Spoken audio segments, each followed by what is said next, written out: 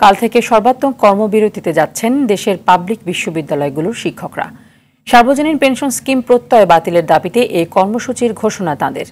প্রত্যয় স্কিম বাতিল করে সুপার গ্রিড অনুযায়ী অবসরোত্তর পেনশন চান তারা। এদিকে প্রত্যয় স্কিম বাতিলের দাবিতে কর্মবিরতিতে যাচ্ছেন বিশ্ববিদ্যালয়ের কর্মকর্তা কর্মচারীরাও। সুফিয়ান ফারাবের রিপোর্টে থাকছে বিস্তারিত। অর্থ মন্ত্রণালয়ের জারি করা প্রজ্ঞাপন অনুযায়ী এখন থেকে প্রত্যয় স্কিমে পেনশন পাবেন পাবলিক বিশ্ববিদ্যালয়ের শিক্ষক সহ সব স্বায়ত্তশাসিত প্রতিষ্ঠানের কর্মকর্তা ও কর্মচারীরা। ঘোষণা অনুযায়ী 1 জুলাই থেকে যোগদান করা শিক্ষক, কর্মকর্তা ও কর্মচারীদের মূল বেতনের 10% কেটে নেওয়া হবে পেনশনের জন্য। একই সঙ্গে পূর্ণাঙ্গ সরকারি প্রতিষ্ঠানের কর্মকর্তা কর্মচারীদের মতো এককালীন টাকা পাবেন না স্বায়ত্তশাসিত প্রতিষ্ঠানের কর্মকর্তা ও কর্মচারীরা। একে চরম অপমানজনক ও বৈষম্যমূলক আখ্যা দিয়ে সরকারের এমন সিদ্ধান্তের বিরুদ্ধে ধারাবাহিক আন্দোলনের অংশ হিসেবে সর্বাত্মক কর্মবিরতিতে যাচ্ছেন পাবলিক বিশ্ববিদ্যালয়ের শিক্ষকরা। আমরা যারা আছি শিক্ষক অলরেডি, তারা সরকারি সিস্টেমে পেনশন পাবো, কিন্তু যারা এই 1 জুলাই থেকে এখানে জয়েন করবে তারা কোনো সরকারি পেনশন পাবেন না। তাদেরকে তাদের বেতন থেকে প্রত্যেক মাসে 10% জমা দিতে হবে। এটা একটা ইন্স্যুরেন্সের মতো, যে নির্দিষ্ট সময় আপনি জমা দিবেন, তারপরে প্রিমিয়াম দিবেন, একটা পর্যায়ে গিয়ে আপনি পেনশন হিসেবে কিছু পাবেন। যদি আমরা নতুন কোনো পেনশনের জন্য দাবি করি, তখন হয়তো কোনো নতুন পেনশন স্কিম আসতে পারে।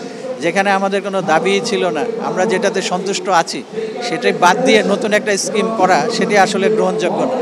আমরা এখনো আশা করি সরকার অনতিবিলম্বে এই যৌক্তিক দাবি মেনে নেবেন, যাতে আমরা ক্লাসে ফিরে যেতে পারি। আমরা মাননীয় প্রধানমন্ত্রীর লোক যারা আমাদেরকে মুখোমুখি করতে চান, তাদের বিরুদ্ধে, তাদের ষড়যন্ত্রের বিরুদ্ধে ঢাকা বিশ্ববিদ্যালয় শিক্ষক সমাজ এই প্রতিবাদ চালিয়ে যাবে। ঢাকা বিশ্ববিদ্যালয় সহ সকল বিশ্ববিদ্যালয়, সকল বিভাগের সকল ক্লাস বন্ধ থাকবে।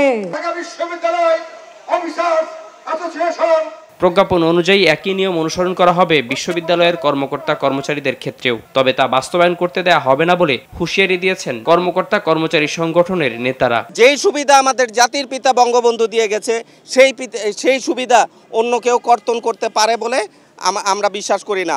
আগামীকাল 1 জুলাই থেকে লাগাতার কর্মসূচি দিয়ে ঢাকা বিশ্ববিদ্যালয়কে অচল করা যাওয়ার জন্য আমরা প্রস্তুত রয়েছি। এদিকে সবার অংশগ্রহণ নিশ্চিত না হওয়ায় শিক্ষক ও কর্মকর্তা কর্মচারী সংগঠনগুলোর এমন কর্মসূচি বাস্তবায়ন হবে কিনা তা নিয়ে সংশয় রয়েছে অনেকের। সুফিয়ান ফারাবি, RTV, ঢাকা।